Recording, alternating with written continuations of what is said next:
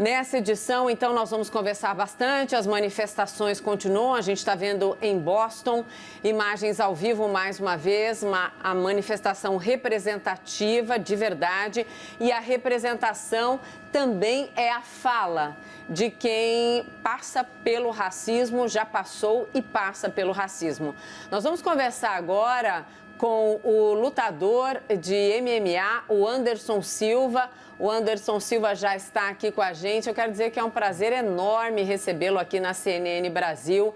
Anderson, boa noite. Aqui é a Mona Lisa Perrone, mas eu quero dizer para você também que nós temos o nosso âncora, o Diego Sarza, nosso âncora no Rio de Janeiro, que é negro, que já deu um relato emocionante aqui na abertura, eu não sei se você ouviu. Então, quem começa essa entrevista é o Diego Sarza. Vamos lá, Diego, por favor. Vamos, Mona, obrigado. Oi, Anderson, tudo bom? Boa noite para você, bem-vindo aqui à CNN, ao Expresso. Bom, mais cedo você fez uma postagem na rede social, né, e você escreveu ali um texto em inglês, perguntou por que tanto ódio, tanta ganância também. Queria saber o que te motivou a escrever essa mensagem, como é que você tem acompanhado? A gente está vendo aqui ao lado da tela a imagem ao vivo de Boston, enfim, várias cidades registrando protestos. Como é que você tem acompanhado tudo isso? Então, é uma situação desagradável, triste, né? E bastante inaceitável, porque quando a gente para pensar tudo que a gente está passando nesse momento em relação à pandemia, em relação ao confinamento, a expectativa que a gente tinha era que as pessoas realmente tivessem a consciência de que somos todos iguais, né? Porque essa pandemia, essa situação do confinamento colocou todo mundo de igual para igual. Não existe raça, não existe divisão social, não existe absolutamente nada. Está todo mundo igual, na mesma situação, né? E aí, quando você vê situações como essa que aconteceu com o Floyd e com um outro menino que foi morto porque estava correndo, gente, assim, é lamentável, né? É lamentável a gente ver esse tipo de coisa acontecendo nos dias de hoje, né? É difícil. Para nós que somos negros, sabe exatamente o que é. A gente sabe qual é o sentimento que fica. Mas a gente fica impotente, né? A gente tenta, das formas que a gente pode, tentar impor uma voz, tentar impor os nossos direitos de forma pacífica e inteligente, mas é complicado. Sim. Anderson, aqui é Mona Lisa. Eu, enfim, quero dizer que eu estou muito feliz de conversar com você, sou sua fã. Adoro o seu trabalho em casa. Anderson Silva é mais popular do que qualquer pessoa. Mas é o seguinte, para conversar com você sobre esse momento, eu queria que você desse uma resposta muito sincera, mesmo que você não concorde em nada com a minha pergunta. Minha pergunta é a seguinte: você mora aí na Califórnia, você deve estar vendo aí, né, na sua janela, na sua rua, manifestações. Você acha que, de fato, tudo isso que nós estamos acompanhando, especificamente aí nos Estados Unidos, onde você mora, há 9 dias, pode, de verdade, mudar algo quando a gente fala de racismo, de violência policial contra o negro, de injustiça social, de racismo estrutural? Poxa, é difícil a gente dizer que essa manifestação, essa comoção das pessoas, né, principalmente dos negros, em relação a esses fatos que vêm acontecendo de violência contra os negros, de racismo, esse fato, essa situação agora vai mudar. Isso já vem acontecendo há muitos anos, não só aqui, mas no Brasil também. Então, assim, a gente espera que haja uma mudança, mas é importante que os nossos governantes entendam que não é uma imposição que nós estamos fazendo, é um direito que nós temos de sermos respeitados como negros, né? Eu acho que isso é que está faltando. Enquanto os governantes não tiverem a consciência e essas pessoas que agem dessa forma terem as punições que realmente são importantes e que vão fazer a diferença, não vai haver diferença nenhuma, né? E é uma coisa importante a gente ressaltar aqui, a gente só está tendo isso tudo porque hoje a gente tem a opção e tem a coisa da tecnologia, né? Que a gente pode filmar, a gente pode gravar, a gente pode ter isso como imagem, e se não tivesse, isso tudo estaria acontecendo e não estaria acontecendo absolutamente nada. A gente não ia ver nenhuma manifestação, nenhum tipo de condenação dessas pessoas que tiveram esse ato. Oi, Anderson. Obrigado também de estar aqui conosco. É Caio falando. Anderson, minha pergunta...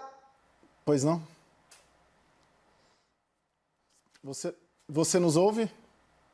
Ouço, pode falar. Sim, é Caio falando, Anderson. Obrigado de estar aqui conosco.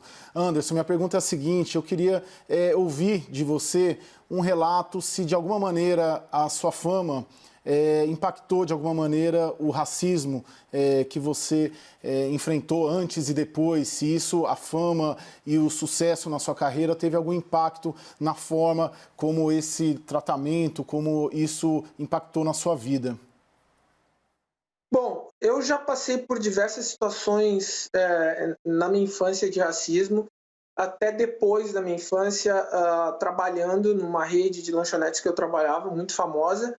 Um senhor entrou dentro da loja, eu estava trabalhando no balcão atendendo, ele entrou dentro da loja e eu estava ali atendendo as pessoas, e ele perguntou se tinha alguém para atendê-lo. Eu falei, claro, eu posso atendê-lo. Ele falou, não, eu não quero ser atendido por um negro.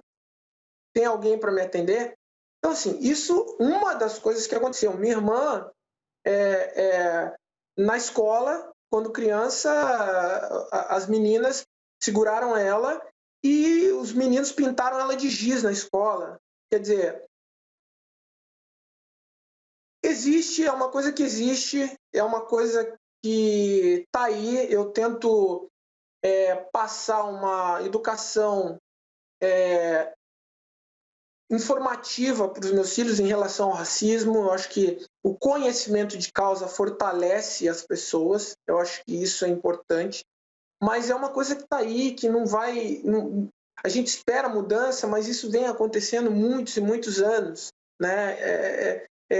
Um caso de violência racial atrás do outro, e não só com negros, né? Existe a violência racial com pessoas hispanas, com chineses, japoneses, né? Assim, é uma coisa absurda, até porque somos todos. Pois é, Anderson, e aí diante dessa situação toda, a gente viu seu posicionamento na rede social, né? Você está se posicionando, está vindo aqui hoje na CNN para dar uma entrevista. Quero saber de você qual a importância de um atleta, de um ídolo, como trouxe a Mona Lisa, de tantos e tantos brasileiros, se posicionar, trazer então a sua opinião, marcar posição, território, falar o que acha, o que pensa também publicamente, já que pode impactar tantas e tantas pessoas que gostam do seu trabalho, que acompanham a sua carreira.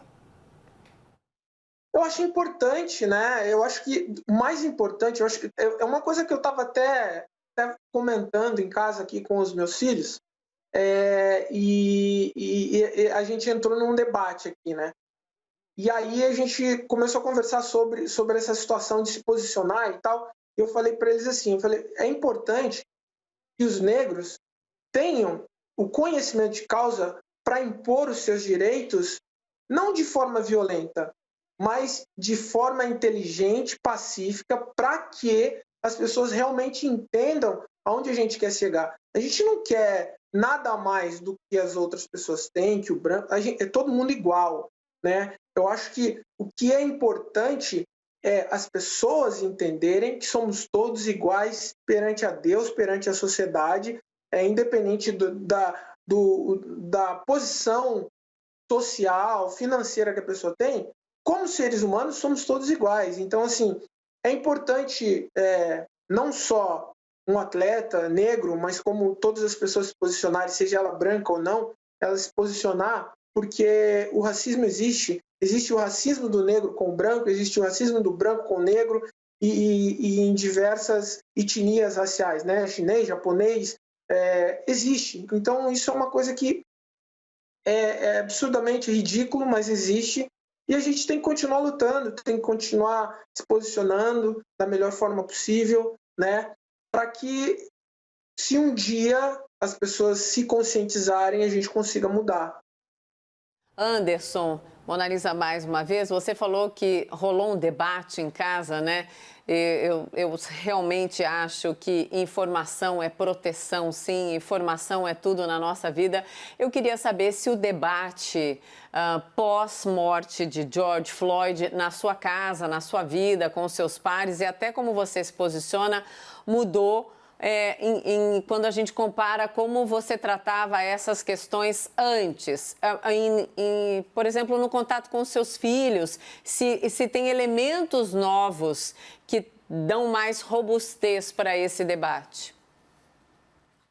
Olha, eu acho que a primeira coisa é você entender os seus direitos como cidadão, né? Porque não existe diferença racial quando você é cidadão. Quando você entende seus direitos como cidadão, os seus direitos e deveres, o seu ir e vir como cidadão, não existe diferença racial.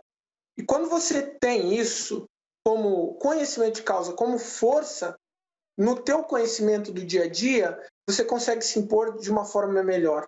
Então, assim, esse é o debate que eu tenho diário com os meus filhos aqui, principalmente agora que está acontecendo toda essa situação terrível, lamentável, e é o poder que eles têm em mãos, né? Tudo é o que meus pais me ensinaram e meus tios que me criaram me ensinaram o conhecimento de causa é o que vai te dar o poder para que você abra portas e chegue aonde você deseja, imponha os seus direitos sem ter que ser violento. Lógico que existe uma variável gigantesca aí, né? Que a gente está vendo, né? As pessoas sendo violentas, agredindo, destruindo coisas. Eu acho isso horrível, mas não posso ser hipócrita. De uma certa forma, é importante para... Opa, peraí, gente, o que está acontecendo é sério, não é brincadeira, né? Então, enfim, é triste ver tudo isso, mas é o que está acontecendo, a gente lamenta, né?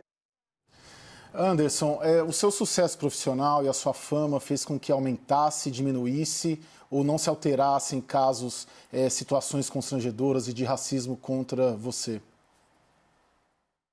Então, o esporte ele coloca todo mundo, independente de ser rico, pobre, negro, branco, de qual seja a sua etnia racial, ele te coloca de igual para igual, né?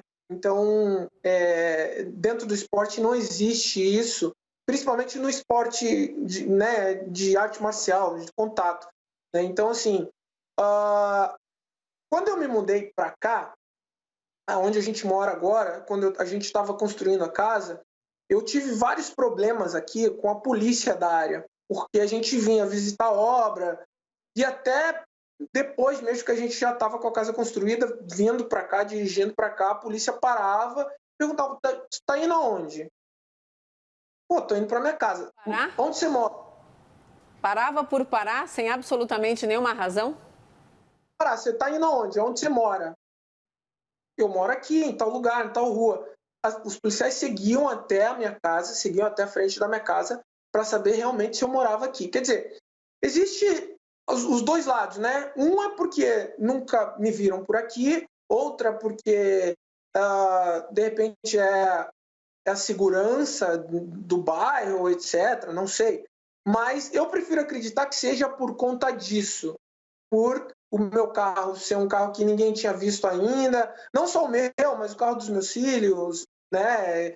Enfim, não pararam meus filhos, pararam minha esposa, pararam todas as pessoas, né? Que da minha casa, assim, e não foi uma vez, foram várias vezes.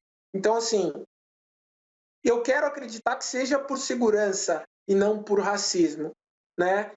E é interessante toda essa situação, porque, assim, quando eu dou aula aqui para o LAPD e os últimos cadetes que se formaram foram meus alunos, eu estava dando aula para eles, e era uma coisa que a gente estava batendo muito nisso, né? Olha só, como abordar as pessoas, como fazer com que essa abordagem não seja uma abordagem violenta, que não leve a pessoa a se sentir constrangida. E é muito difícil, porque você tem os dois lados, né? E aí você tem, assim, de um lado, os negros que já se sentem né, rejeitados e vitimizados com a situação, e do outro lado você tem o policial, que muitas vezes quer fazer o trabalho dele bem feito, mas não consegue, porque também existe essa coisa da violência, do ódio, que já foi incutido há muitos e muitos anos com os negros. Então, assim, é muito difícil. Para mudar isso, é importante que os nossos governantes, as pessoas responsáveis pelo governo, tenham a consciência de que elas têm a voz para incentivar e mudar isso. Pois é, a gente está vendo, não é, Mona, Caio, Anderson, imagens ao vivo agora de Boston, aqui no canto. Agora há pouco apareceu uma passeata em uma outra cidade também americana, a presença de negros, é claro, mas muitos brancos também.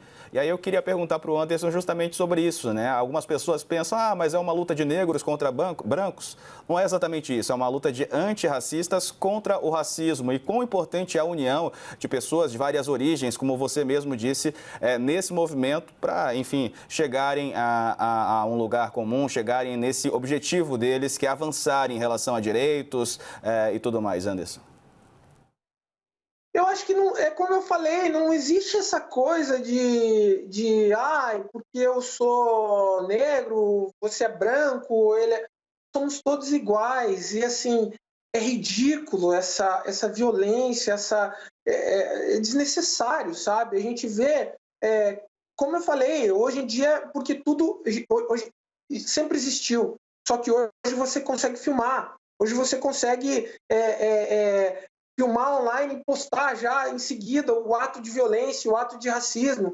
Então, é absurdo, né? É uma coisa assim que não tem sentido. Então, eu acho que o que está acontecendo é uma mobilização de todas as etnias raciais em relação a essa violência, porque não é só com o negro, é com todo mundo. É com todo mundo. Eu acho que é uma conscientização, uma paralisação de todas as pessoas, de todas as raças, para que isso acabe de uma vez por todas. Anderson Silva, eu quero agradecer demais a sua participação, o seu tempo aqui com a gente, foi um aprendizado. E esteja sempre à vontade para conversar conosco quando você quiser, só chamar que a gente volta a falar, porque as vozes relevantes, elas servem exatamente para isso, para que a gente aprenda com elas. Acabei de aprender demais com o que você disse agora. Muito obrigada. Até uma próxima. Obrigado, eu que agradeço